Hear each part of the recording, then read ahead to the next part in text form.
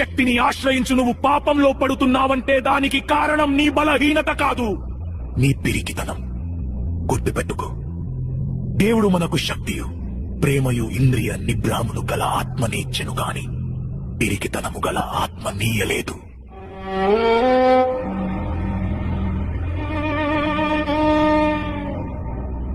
నీకు దేవుడిచ్చింది సైతానును ఎదిరించే శక్తి,